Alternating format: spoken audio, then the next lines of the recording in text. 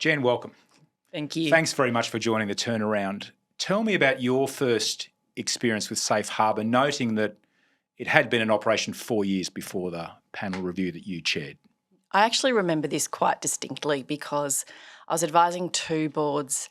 It was around 2017, I think, that it came in, and I was advising two boards at the time, and one was at a listed company and one was a large private.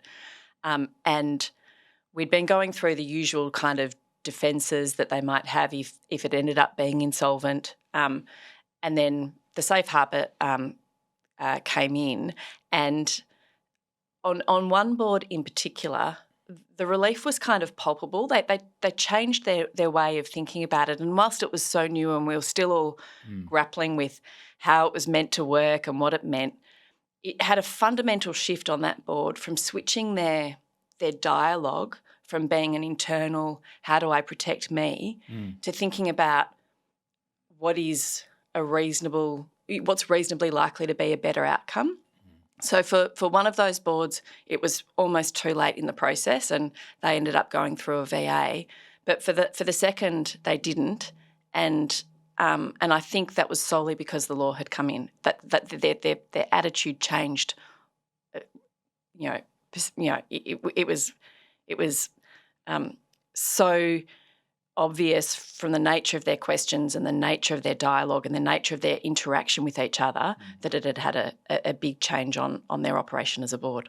Yeah, so there was a real split, I think, with some practitioners who have taken 5 or 6 years to think that Safe Harbour is actually working, and then others that kind of ran with it straight away.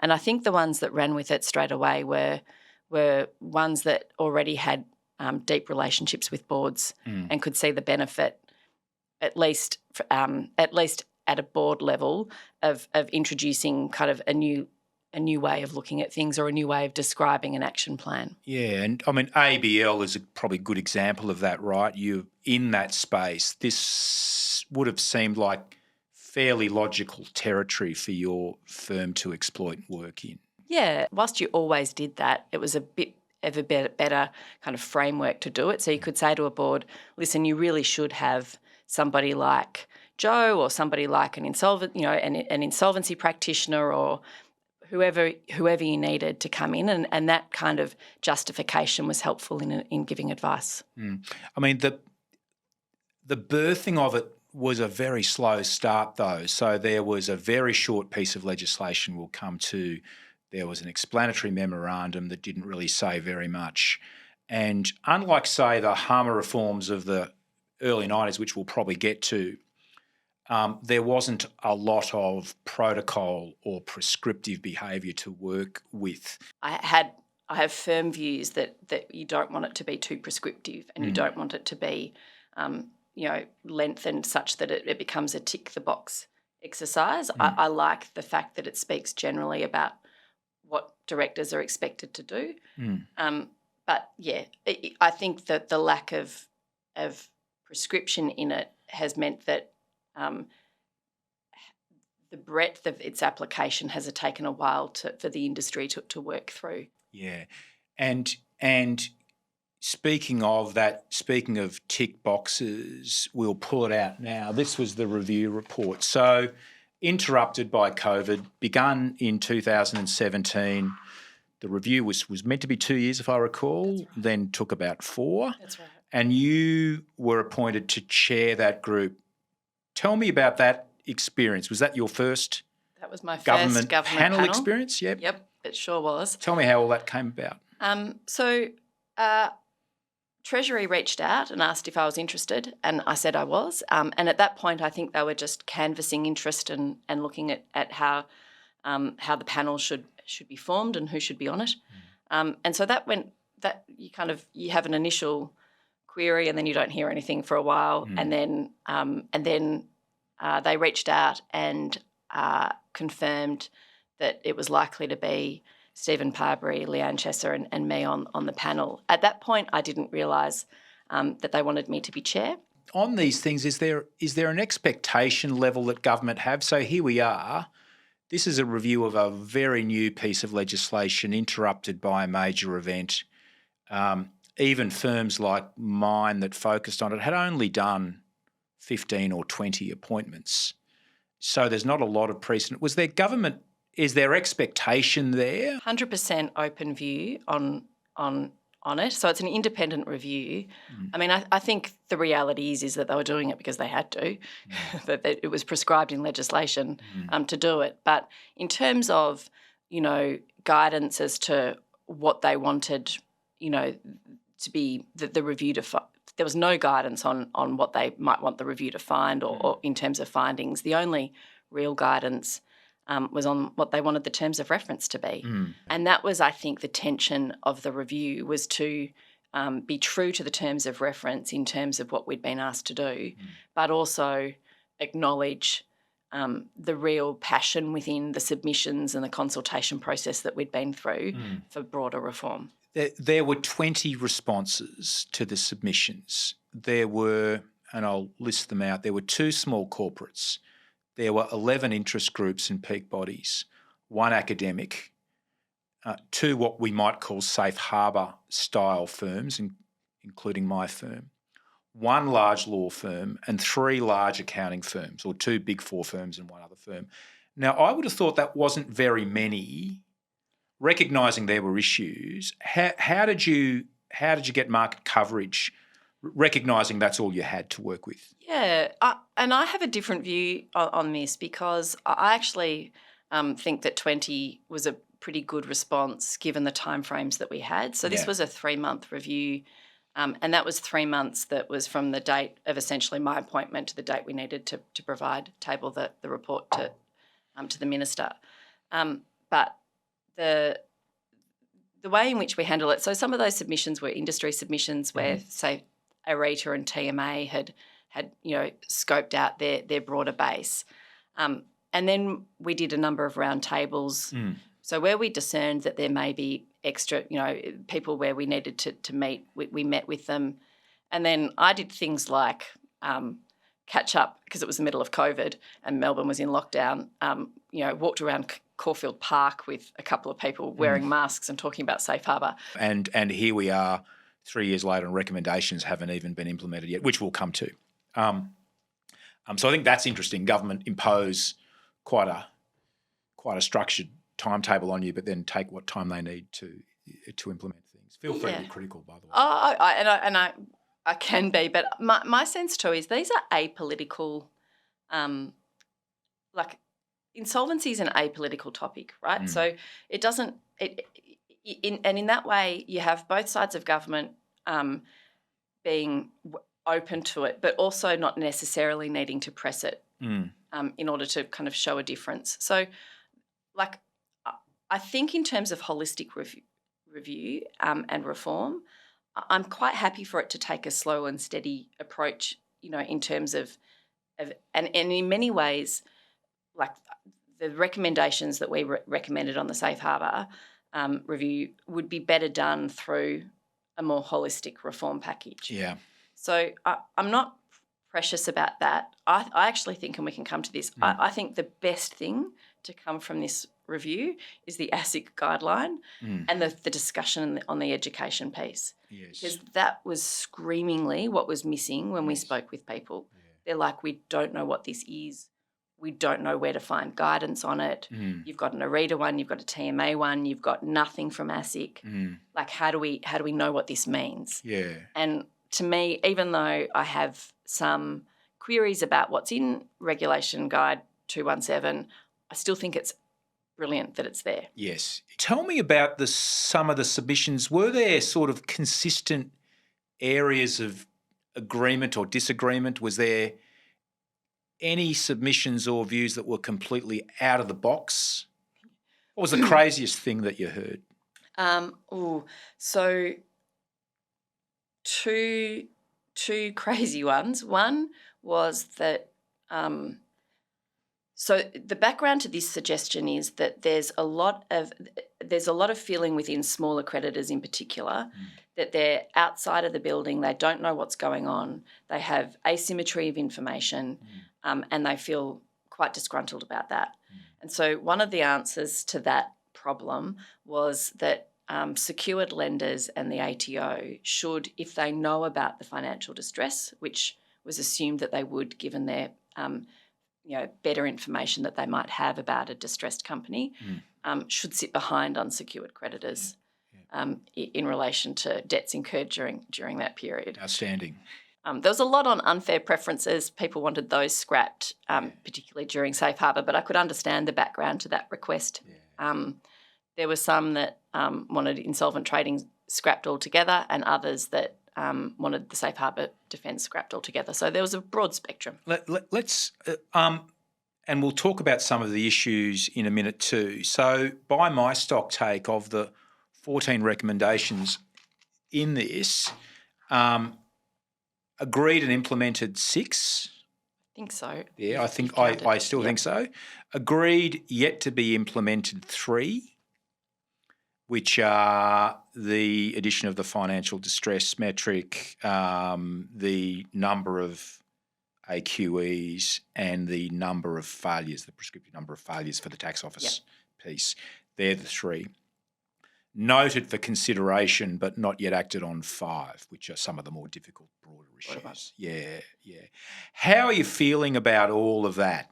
The only one that I would like, so I think on number of AQEs, it's kind of got a practical solution. People are just interpreting that to be, more than one. More than one. And so really the suggested change there was for clarification rather than, I think, a change. Yes. And the financial distress, I think, is being built in practically as well. Yes. The one that I really wish they'd change is the 2 or more breaches of paying employees because of the diversion that has on both from a time and energy focus of the board, and also just cost in terms of working out whether you're in compliance. So the purpose of that provision is obviously just to try and make sure that employees are being paid and the tax office is knowing what's going on in terms of your tax reporting obligations. And I think both of those are fair things to have as gateway items.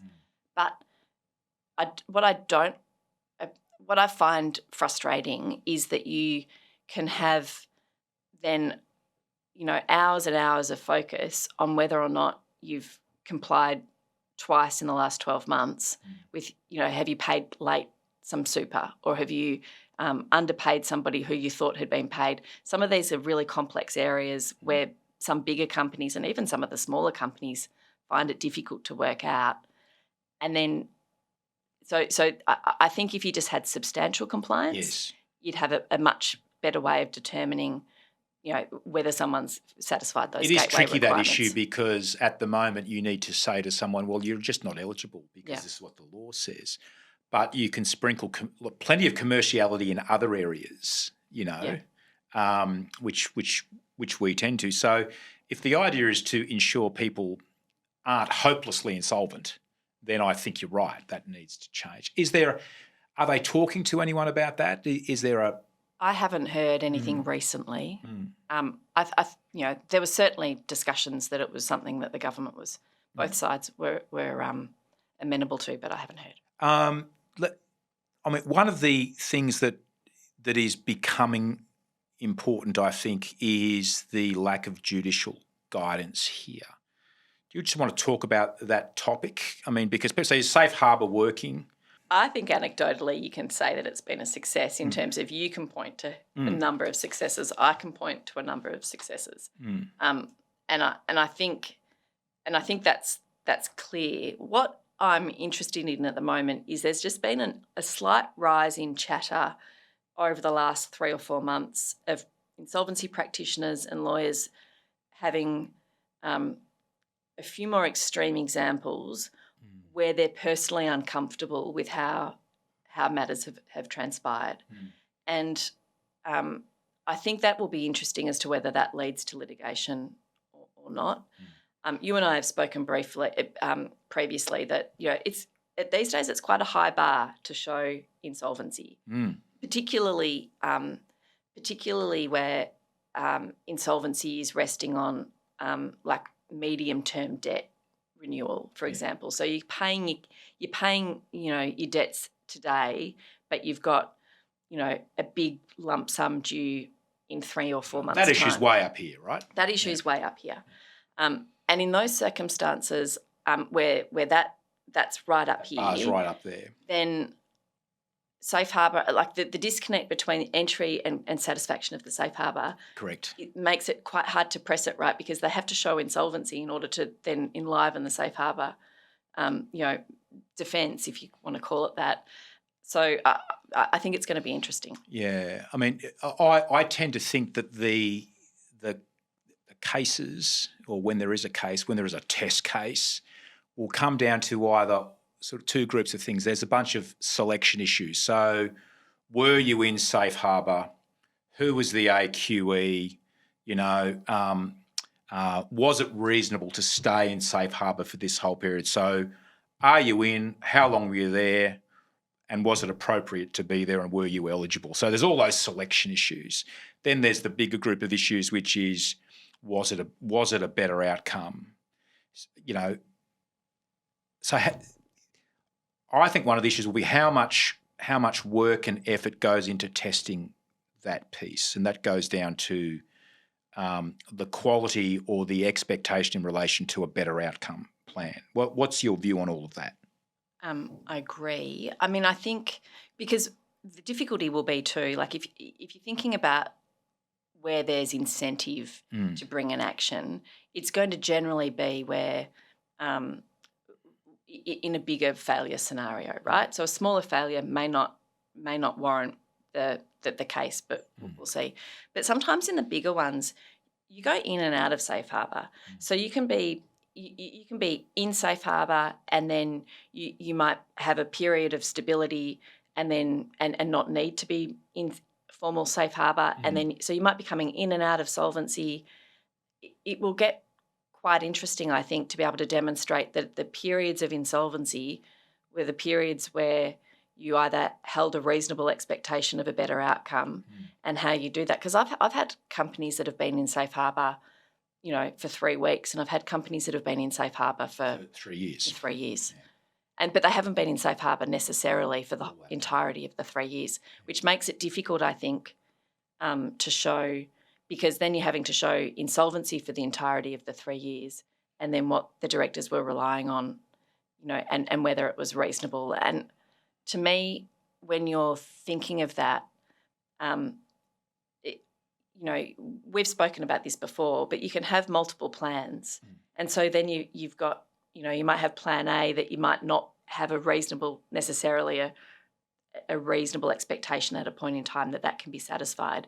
But your plan B and C at that point are, and then that changes from time to time. So one of the key things that I say to directors is you've just got to keep good records about what you're thinking at a particular time, because if you have to now demonstrate that 2 years ago you held a reasonable belief that this option A was going to be a better outcome. Yeah.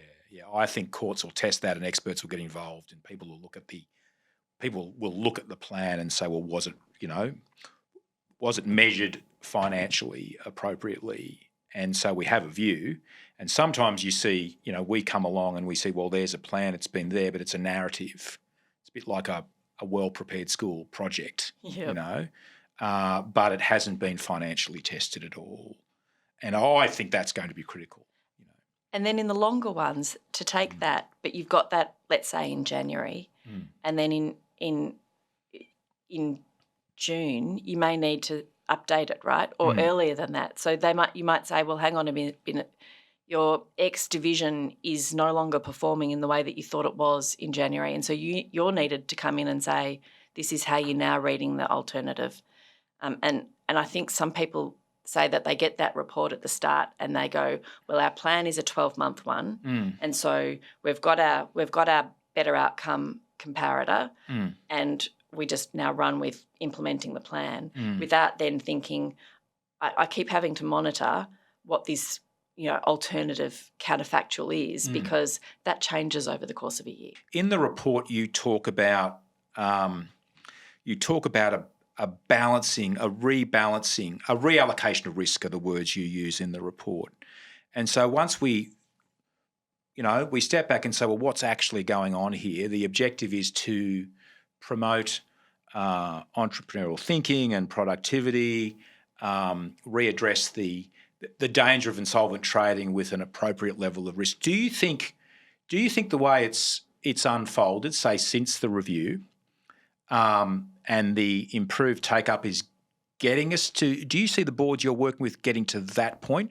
Well, I mentioned it in the report, or we did, because I think originally this may have been Steve Parbury's comment, which was it's a governance tool, and I think the way in which advisors are now educating boards to think about how they run a company through a safe harbour context is actually a way of just better running a company, and being better at financial modelling, being better at critically assessing components of their business that are performing or underperforming.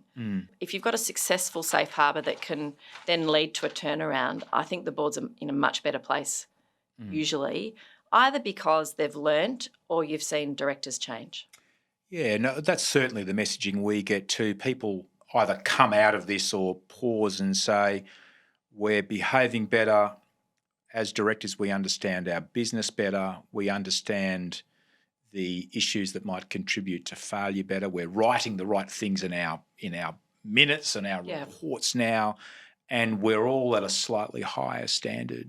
I'm tending to see that it's providing insolvency lawyers better access to commercial issues, and certainly for practitioners, a better understanding or access to the law. Do you know what I mean?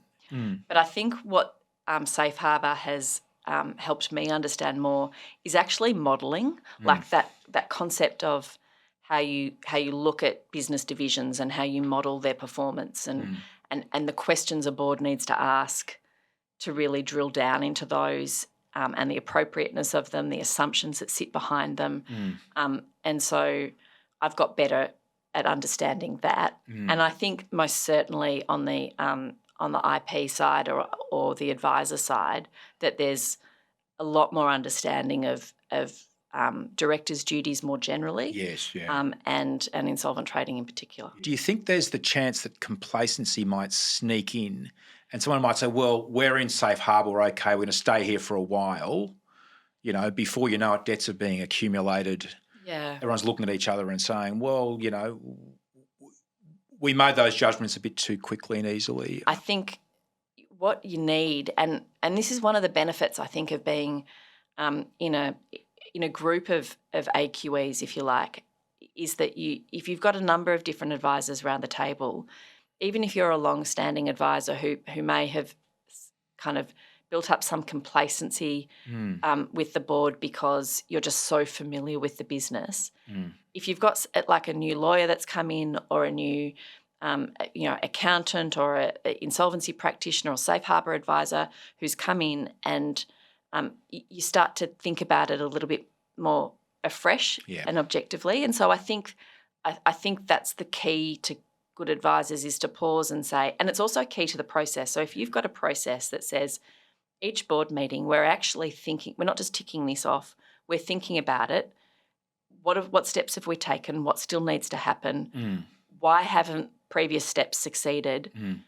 Are we still here? And if that's a conscious question that gets asked, both of the advisors, but principally also the directors themselves, because they're the ones that need to form this view, then staying in safe harbour is the key. And how do you think you impose that? Because what could happen is we all wake up on some job one day and it's failed.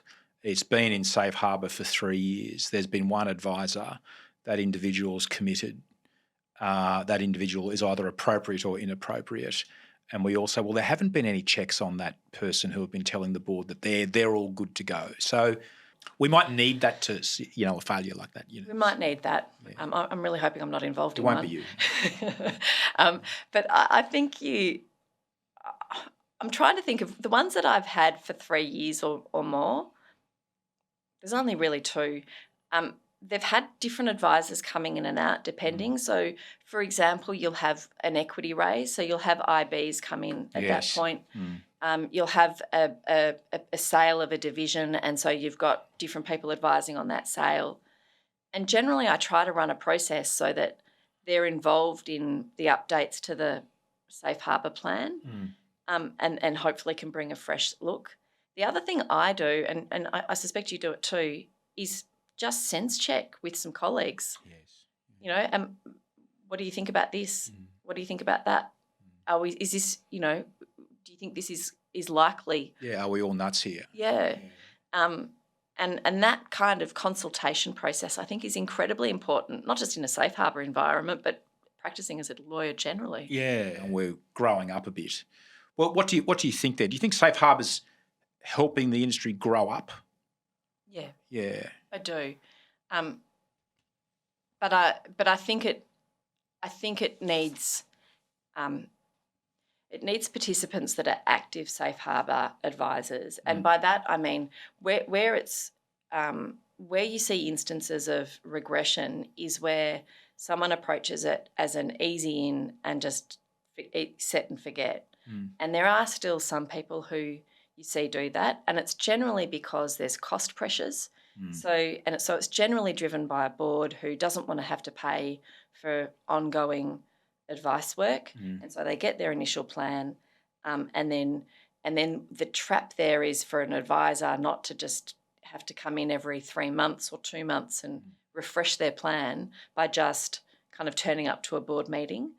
So I see pressures leading to some things like that, where I think there can be a danger, versus ones where a professional advisor sits there and says, these are the needs of your business, and they kind of get into the weeds with the directors, and they're able to really assist in, as we noted before, that improved governance function where everyone on the board is learning to deal with the company in a more strategic and constructive way. In the weeds, but remaining appropriately independent, and at the right time being able to say to the chairman, you know what, Buster, this is over today. We can't do this anymore. Yeah, 100%. And I come at this from a legal perspective where you've always got that separation, I think, or at least you're trained to have a bit more of that separation.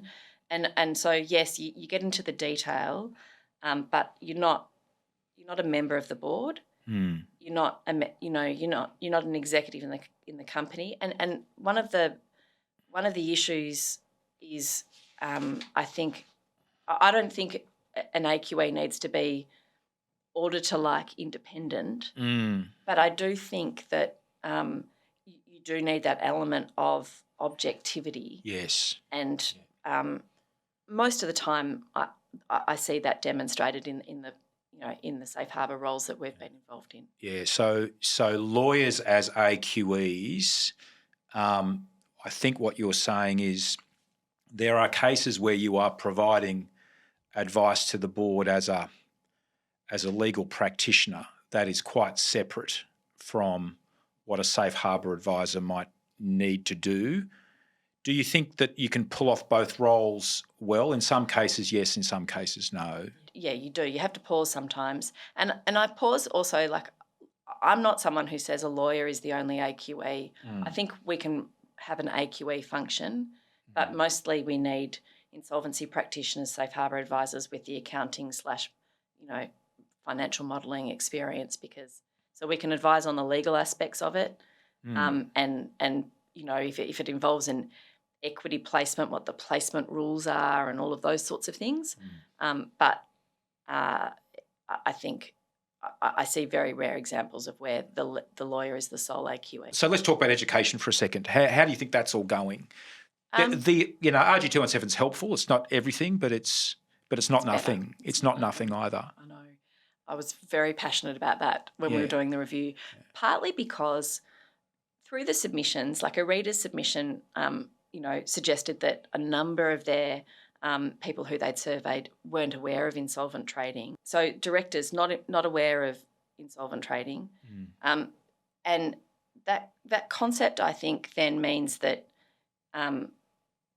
education was really needed. And because it's a confidential process, I think one of the challenges was to have a broader discussion among directors that Safe Harbour that insolvent trading was a thing, that Safe Harbour was a thing, and then to address the stigma, if any, associated with Safe Harbour.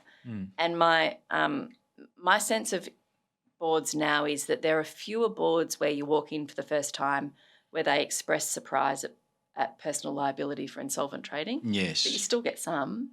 Yeah. And then it's a case of but there are fewer advisors, I think, in terms of accountants and business advisors more broadly that are unaware. So I think it's a slow moving train. Yeah. But there's more people who are kind of happy to engage with There's it. more people on the platform getting on, and I think if you were to do this review now, you would get 120 I'd need 6 months. responses. Yeah, you need 6 months, not three. Not three. Can we shift to law reform? The real call to action in the review report was the need for holistic reform.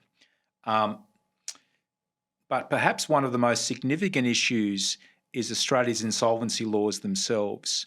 For many non-lawyers and non-insolvency specialists, and indeed many lawyers and insolvency specialists too, it is an impenetrable quagmire that is scary, complex and unknown. So that was in section 15 of. So those are your words. My words. Yeah, they're your words. You they're thought our that. Words. You thought. Tell me about that statement, and after that, I'll just read some comments out from the PJC report. So one of the things, and you'll get this too, that if you sit down to try and advise someone, or even just work through what you need to do, you're in the Corps Act proper, you're in the insolvency practice, the insolvency rules. You've got bits and pieces everywhere. Some which sit together, some which are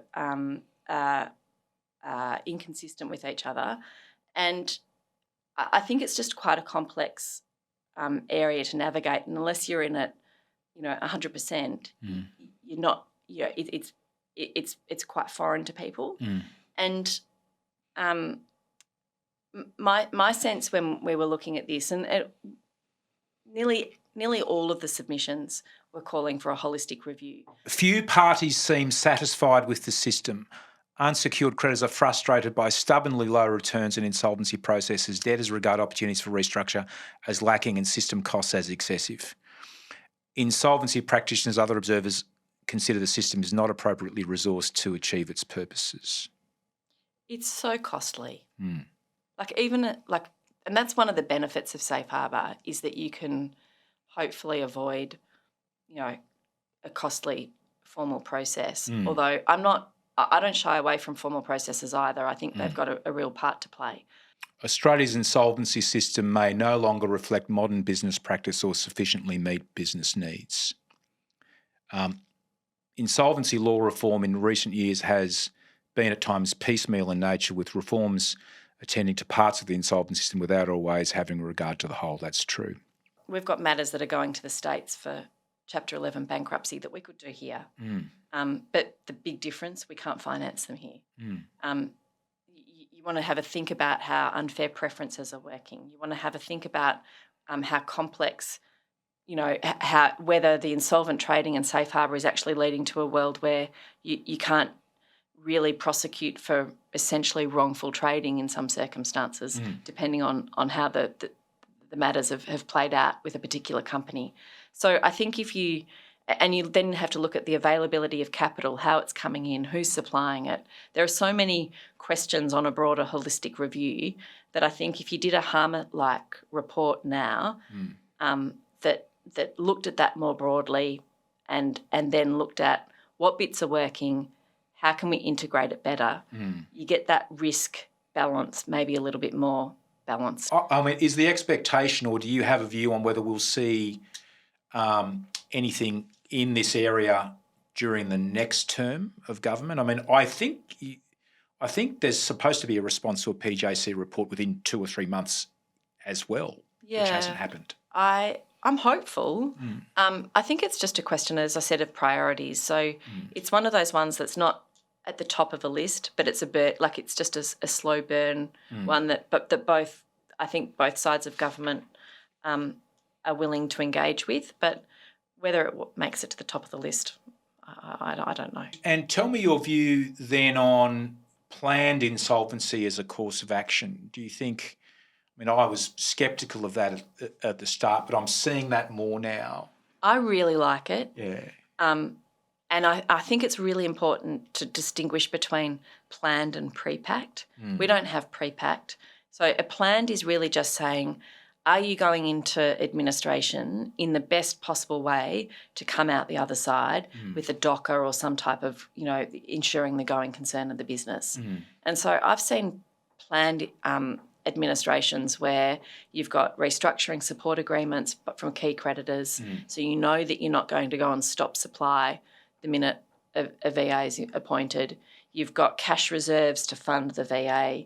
You've got support from shareholders, or you've got support from other, your lenders, so that you don't have this free fall on day one, which I think, in some circumstances can mean that you end up with a liquidation outcome rather than a DOCA and a trade through.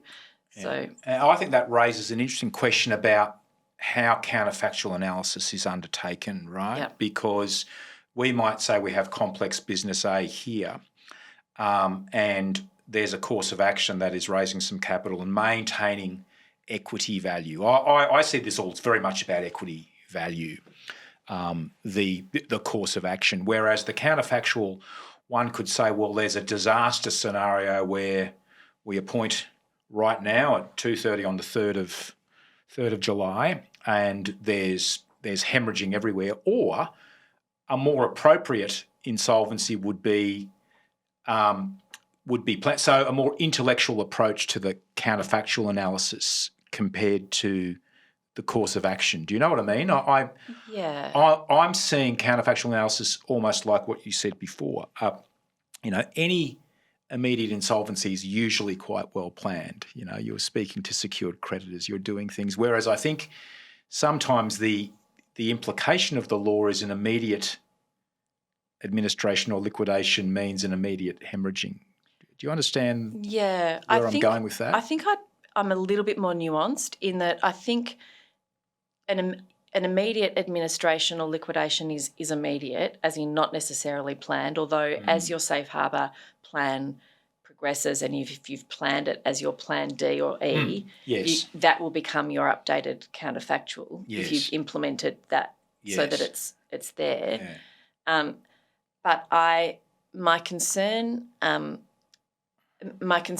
though with how this sometimes happens in practice is whilst it has to be immediate, but that can't be ignoring the likely conduct of an administration. Yes. And so if you've got fundamental business, a business that has fundamentally something that can trade on and sell, then I think you need to look at what the likely what the likely realisable value is. Whereas the counterfactual isn't an immediate hemorrhaging of everything. We assume that we will conduct ourselves properly and undertake. Now, I think there's an issue there. I think there's dismissiveness around how the counterfactual work is often undertaken. I think people take the short route to pain relief there. Interesting.